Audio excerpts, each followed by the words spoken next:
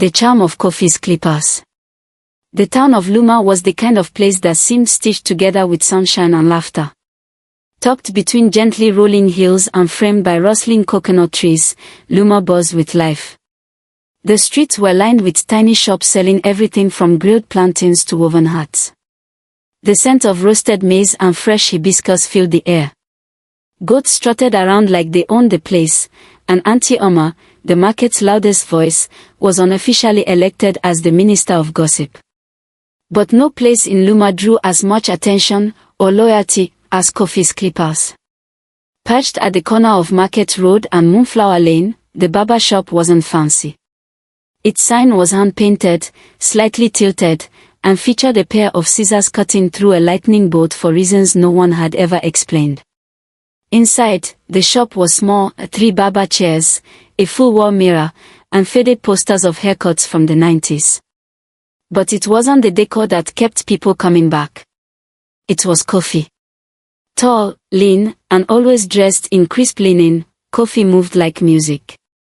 His hands seemed to dance when he walked, gliding clippers through hair like a master sculptor. He didn't speak much, but his laugh was warm and his eyes held a kindness that made even the crankiest elders crack a smile. People swore that a visit to Kofi's left them feeling lighter, like the haircut had trimmed off their worries too. "He doesn't just cut your hair," one old man said after his appointment, sipping palm wine on his porch. "He trims your soul." That might have sounded like poetic nonsense until Tiga moved into town. Tiga was 16, skinny, and walked with the caution of someone who had moved too many times.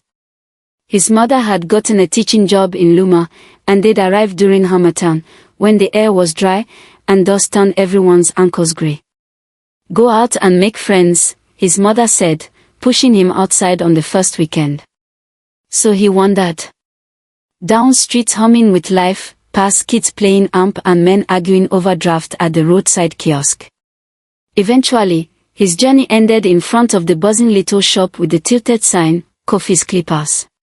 Inside, the shop was full of chatter and that oddly comforting smell of hair cream and talcum powder. Kofi stood at his station, trimming a little boy's hair while humming a tune that sounded half familiar, like something from a dream. When it was Tiga's turn, Kofi simply nodded and motioned him to the chair. "You knew?" he asked softly, placing the cape around Tiga's neck. "Yeah," Tiga replied. "Just moved here." Kofi nodded again. "Welcome to Luma." And then the clippers began to hum. At first, it was just a regular haircut. Snips and buzzes, the occasional tilt of the head. But soon, Tiga began to feel calm. Not just relaxed, but deeply calm. As if he were floating. The hum of the clippers melted into the background, and his thoughts slowed down to a lazy drift. It was over in 20 minutes. But when he stepped outside, the world looked brighter. Colors popped. Sounds seemed softer. The sun touched his skin like it knew his name.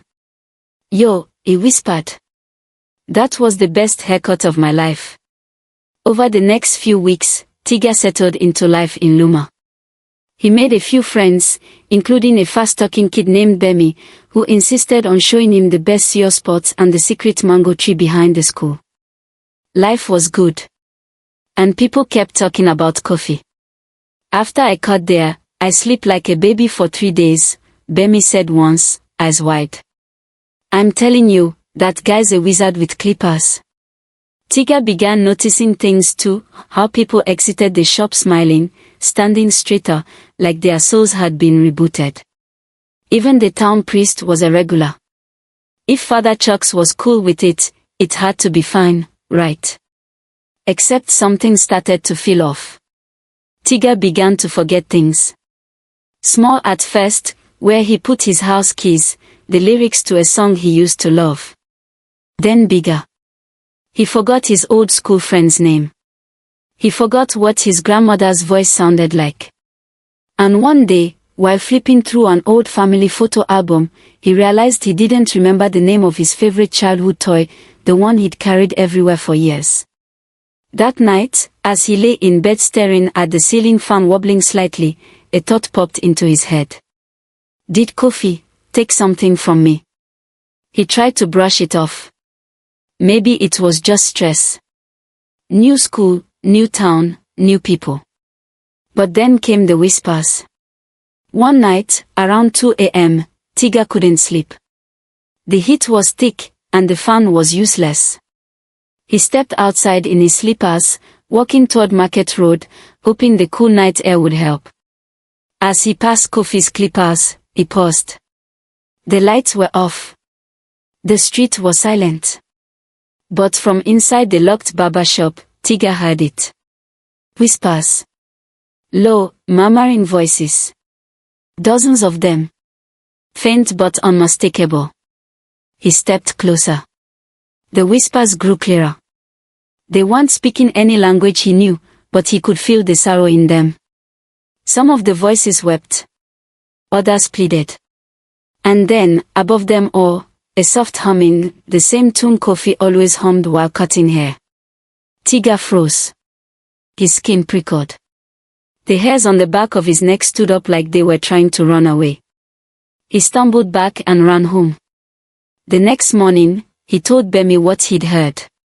Bro, it's just your imagination, Bemi said, laughing. You've been watching too many ghost stories on YouTube. You want your hair to grow ugly again. But Tiga couldn't shake it. That calm he'd felt after the haircut, was it really peace? Or was it emptiness? That night, he stared at himself in the mirror. He looked normal. Haircut still sharp. Fade still crisp. But behind his eyes, something felt missing. For 2 days, Tiga wore a hoodie.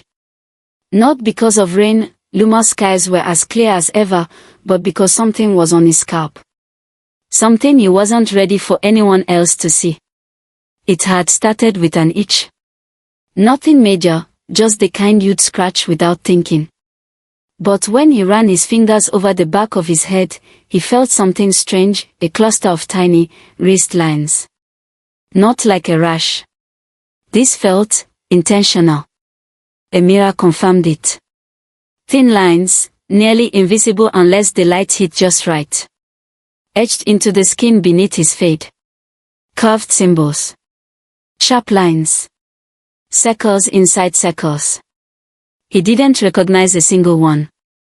What is this? He whispered to his reflection. But the mirror had no answers. That morning, during break at school, Tiga sat by himself under the mango tree near the fence. His hoodie was pulled low, and he kept scanning the crowd. Then she found him, Yora. Yora was one of those students who read for fun. She never raised her hand in class, but when she did speak, it was like she'd swallowed a library. Her hair was always tied back with bright ankara bands, and she had a sharpness in her eyes that made people uncomfortable, especially teachers. I heard you skipped your last trim, she said, dropping her bag beside him. Tiga blinked. How? Bemi talks too much. He sighed and lifted the edge of his hoodie. Whoa, she muttered, leaning in. That's not just a bad fade. That's writing. You think so too? Tiga asked, rubbing the lines again. I thought I was going crazy. She pulled out her phone. I can look this up. There's a database of Akan and Adinkra symbols. Might not be exact, but it's worth a shot. Tiga gave her a half smile. You carry a folktale database around? Of course. I'm not normal. Over the next few days, they dove into research. Yora brought books from her aunt's home library, thick, dusty things with fabric covers and names like The Spirit of Craft and Echoes in the Shears. They discovered something strange, tucked in the appendix of an old volume. In some Akan traditions, Barbers were not just tradesmen but mediums, chosen by spirits to perform sacred rites. Hair, believed to store memory and essence, was a vessel of power. A few Barbers were said to have been overtaken by the spirit of Anansi's razor, a parasitic force that fed on memory through the act of cutting. Tiga leaned back in his chair. Anansi. Like the spider trickster. Yeah, Yara replied. But this version isn't the storyteller. It's something older. Darker. A fragment of Anansi, twisted. It doesn't give stories. It takes them. Meanwhile, back in Luma, Kofi had changed. He still wore that gentle smile, still offered palm wine to old men waiting for their turn. But he spoke less now. His eyes stayed locked on mirrors, even when talking to customers. And his new campaign. Free haircuts. Specifically for children. He'd put up posters. Community kindness, every Saturday. Free cuts for kids. Peace of mind begins with a clean shave. People praised him. Called him generous. Thoughtful. A true son of the soil. But Tiga and Yora saw something else. The younger the mind, Yora muttered one afternoon, the more memory to harvest. They needed more evidence. So, they returned to Kofi's clippers, not for a haircut, but to observe. From a distance, they watched kids walk in jittery and come out, dazed. Not unhappy. Just blank. Like they were daydreaming while awake. A girl dropped her lollipop, stared at it, and walked away like she'd forgotten what sugar was.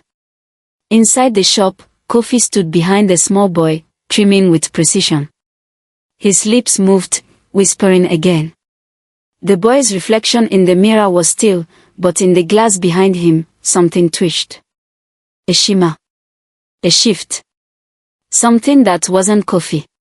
Back at Yora's house, they played back a hidden recording from the window ledge. There it was again, the whispering. But not in English. Not Twi. Not any language Tiga recognized.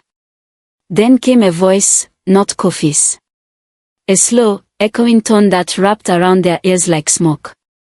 Through the cut, I take. Through the shape, I bind. Through the mirror, I feed. Yora paused the video. Her hand shook slightly. That's a summoning chant. Tiga swallowed hard. So he's not just cutting hair. He's harvesting memories. Like a data thief, she muttered. Except ancient and supernatural.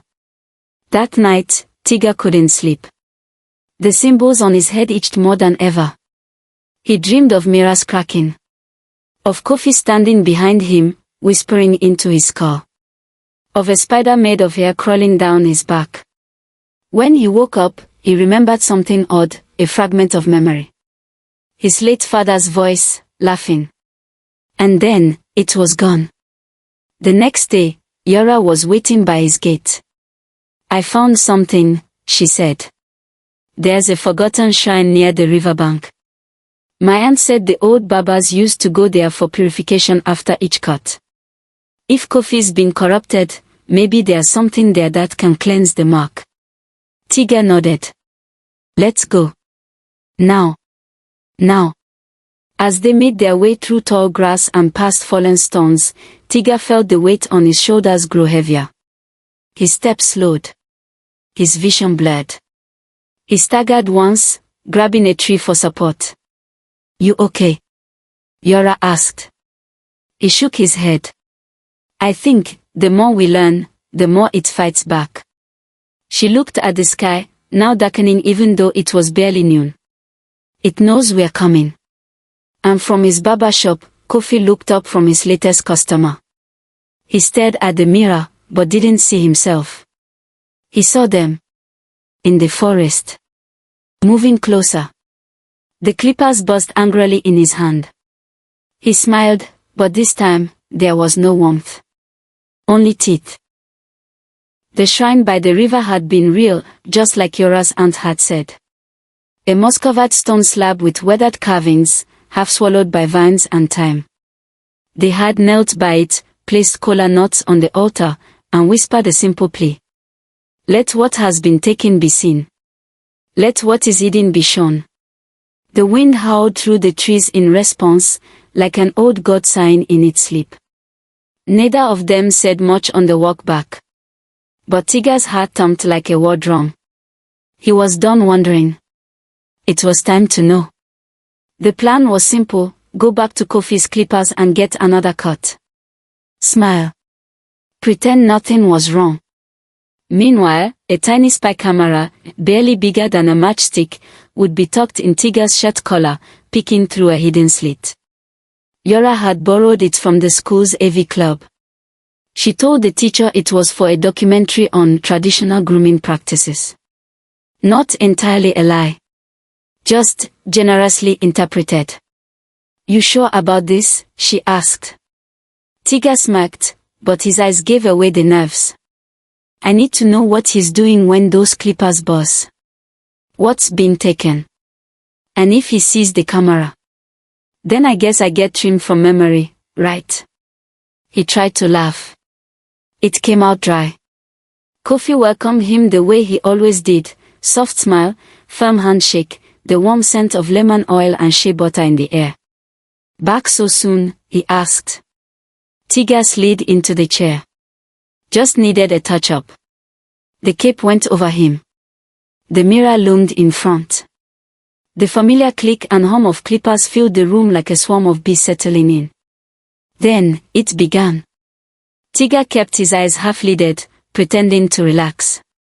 But he was hyper-aware of everything: the way Kofi's lips moved even when he wasn't speaking aloud. The way the shop grew strangely quiet, as if sound itself had been swallowed. At one point, he felt a sharp tingle, a spark, like static against the nape of his neck. But he didn't flinch. He held still until the very last buzz. When he stepped outside, he didn't smile. He ran. Straight to Yora's house. They played the footage in her bedroom, huddled over her laptop. The video was clear: Kofi moving with practiced ease, clippers gliding across Tiga's scalp. But around the 4-minute mark, things went sideways. Kofi leaned in. His lips moved. Not in English. Not in Twi. The audio barely picked it up, but the words made the air feel thick. "Nsafo amima wa, esain komo, to emika. I offer the key, store the talk, pay the debt." Behind him, the mirror shifted. A shimmer. A pulse. And then, a figure. Tall. Thin. Draped in coils of hair like rope. Its face was a swirl of shadows, but the eyes, white, glowing, endless. It stood behind Kofi, yet Kofi never turned. As if he already knew it was there. The figure leaned forward. Its head hovered inches from Tiga's reflected face. And then, as the clippers moved, something dark floated from Tiga's head. A thin mist, straight into the figure's open mouth. The video cut to static. Yora slammed the laptop shut. "We need to burn that mirror." Tiga's face was pale. Or the clippers. Or both. But Yora wasn't finished. "I want to see it too," she said the next day. "What?" "I'm next. If I go in, maybe I can see something else. Understand more." Tiga grabbed her wrist. "Are you insane?" But Yora's eyes had that look. The kind she got when debating teachers into mental submission. "You saw a spirit stealing from you. I want to see what it's taking." So, she booked an appointment. Told Kofi she wanted something bold and clean. He smiled. "Of course. You're brave. Most girls your age don't come here." She sat. The cape went on. The clippers hummed. She stared into the mirror. And then, she saw her. Her grandmother. Sitting in the chair beside her. Same white dress she'd been buried in. Same mole above her lip. Eyes kind, but mournful. Yora blinked. The vision didn't go away. Her grandmother raised a hand. Pressed a finger to her lips. "Don't forget," she whispered. And then vanished. Yora nearly tore the cape off herself. Outside the shop, she stood frozen. "She spoke to me," Yora murmured. "Who?" Tiga asked. "My grandmother." She died last year. I thought it was just a memory. But it wasn't. She looked at him, eyes wide. Whatever that spirit is, it's feeding on the essence of memory. But it leaves just enough behind to trap you in silence. Like a parasite that doesn't want to kill the host, just drain it. Forever. They went back to confront Kofi that afternoon. The shop was empty. No customers. No noise. Just the hum of a ceiling fan spinning in lazy circles. Kofi was sweeping hair into a perfect pile. He didn't look surprised. You've seen too much, he said calmly. And yet, not enough. Yora stepped forward. We know. About the mirror. The spirit. Anansi's razor. He sighed. Anansi's razor is not a monster. It is a gift. It removes pain. Confusion. Regret. Tiga glared. It removes people. It eats memories. Kofi turned toward them. His eyes were darker now. Not angry. Not empty. Just ancient. You want to remember every ache. Every sorrow. Every face that failed you. Do you know what peace cost? We know what you're doing, Yora snapped. And we're not letting it continue. His smile returned, but this time it didn't reach his eyes. Keep digging, children, and you'll be trimmed from memory altogether. The world won't even mourn you. They won't know they've forgotten. That night, Luma changed. People walked a little slower. A boy forgot his sister's name mid-conversation. A woman asked her husband why their wedding picture had strangers in it. Even the town's old griot, who never forgot a name, stared blankly when someone asked about his favorite childhood song. Something was spreading. The town was being blotted out, person by person. Back at his house, Tiga stood before the mirror. He stared at the faint symbols etched into his scalp, still barely visible. And he whispered. Not me. Not my story. Not my soul. The path to Nodidi's hut was barely visible, swallowed by vines, tree roots, and the whispers of the forest. No signs. No footprints. Just the sound of birds, and things that weren't birds. Yora kept swatting mosquitoes. Tiga just kept walking. He didn't want to admit it out loud, but he was scared, not of Nodidi, but of what she might say. If anyone could confirm what they'd seen, it was her. Nodidi lived in a house made of old wood, calabashes, and stories. The wind didn't blow through her clearing. The trees stood still, as if holding their breath. She sat on a stool outside, staring at them long before they arrived. You smell like him, she said before they could speak. Like powder, and blood. Tiga froze. You mean? Yes. Kofi.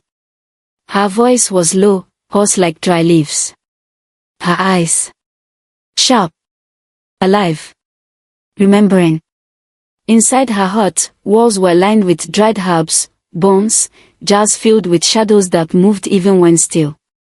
But there were also mirrors, cracked, wrapped in cloth, smeared with ash. And a shrine of hair. Braided, preserved, tied with red string.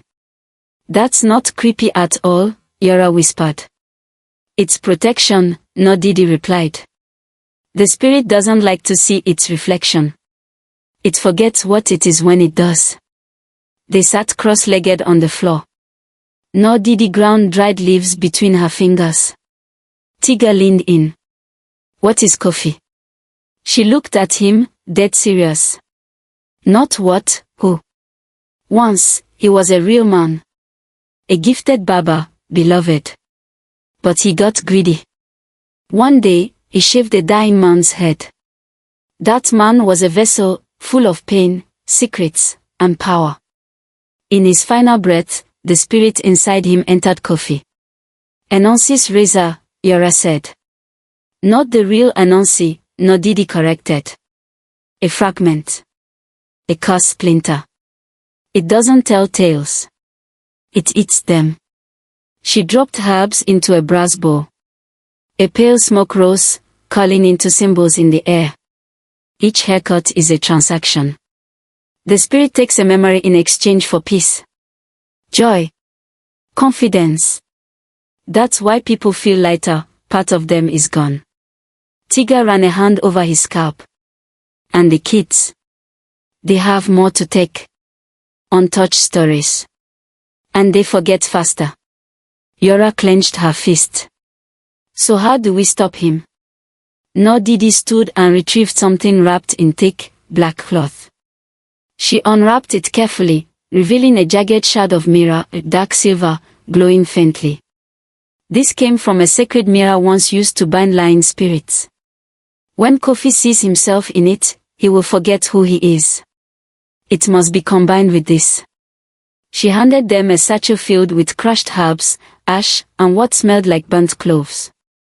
Throw it in the air when he's exposed. The spirit will weaken. The plan was simple, which always meant trouble.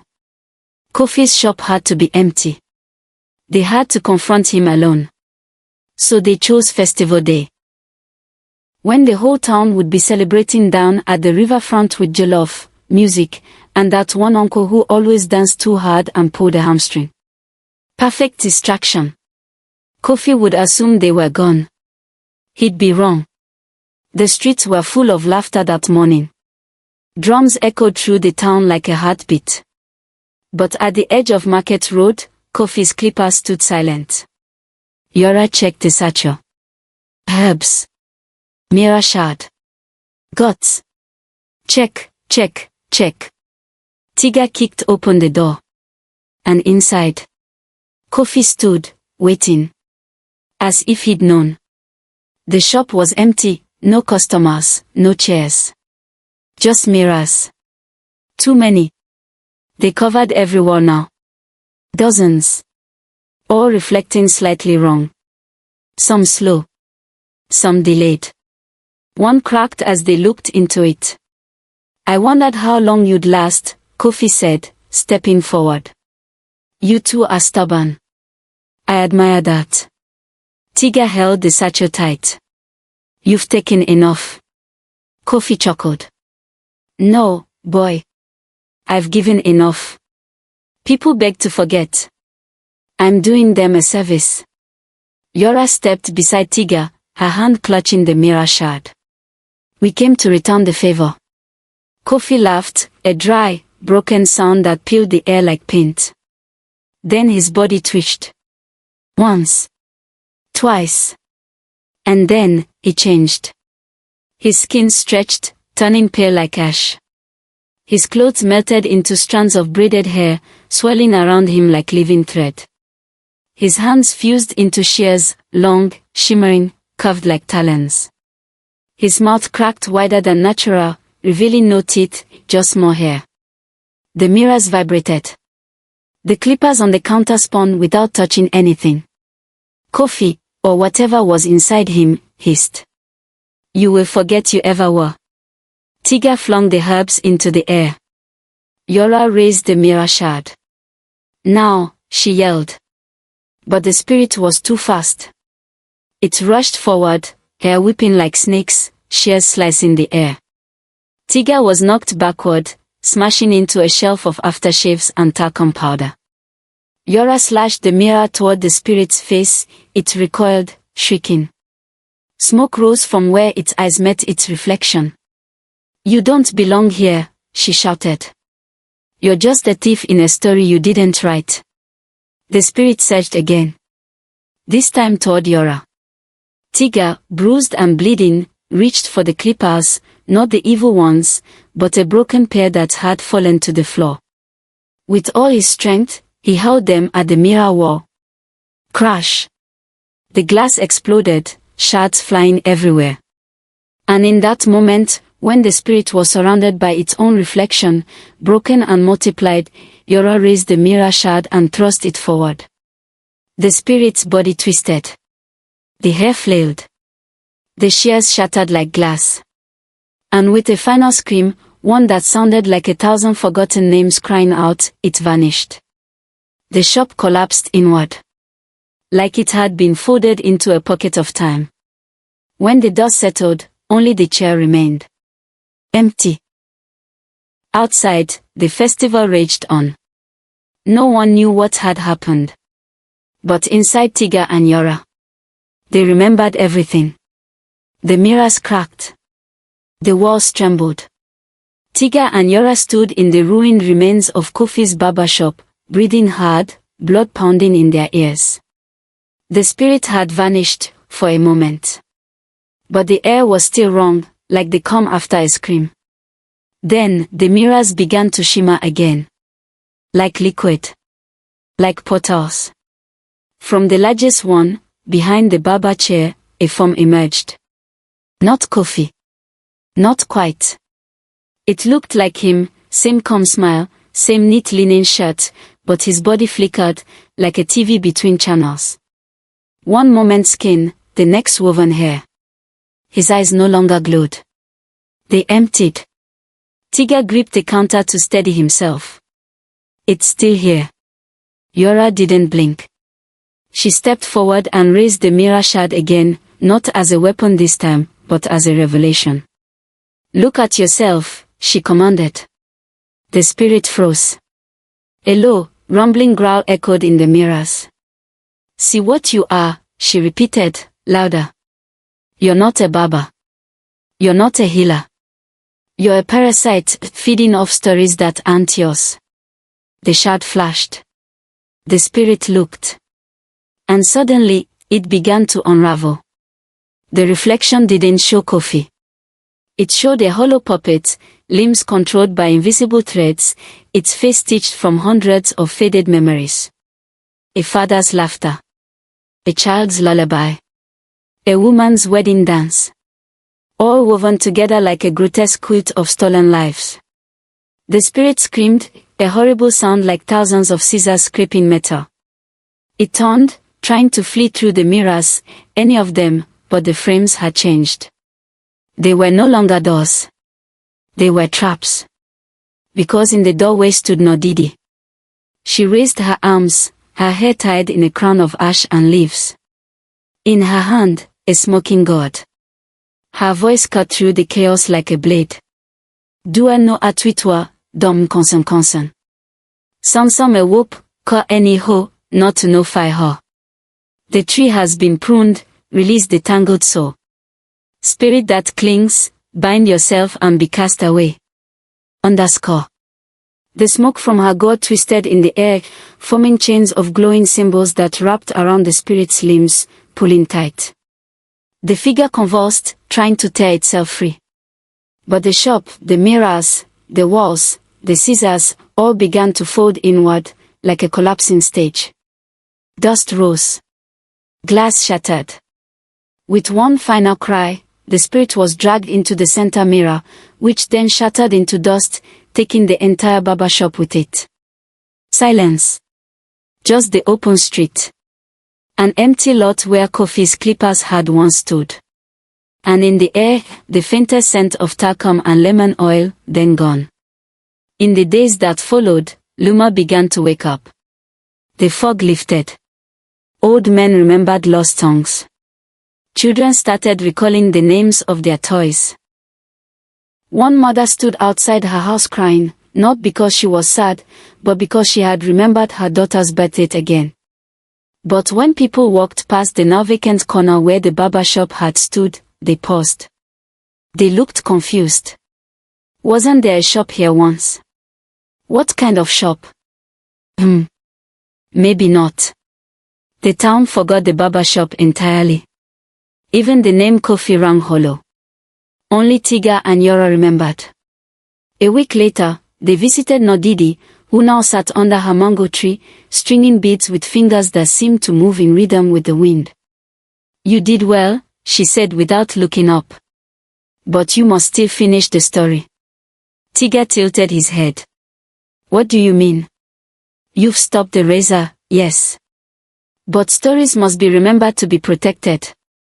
If no one tells them, they fade. And another will come. Yora nodded. So, we become the storytellers. No, Didi smiled. A new kind of cut. A month later, at Luma's community center, children gathered on mats while parents leaned against the walls. At the front stood Tiga and Yora. A sign behind them read, Echoes and Edges, Forgotten Folktales of Africa. Hosted by the story keepers. Tiga stepped up with a microphone and said, This is a tale about a haircut, a mirror, and a memory. And how sometimes, what we lose, is the part of us that we must fight to get back. The crowd leaned in. The scissors were gone. But the stories. Alive. The end.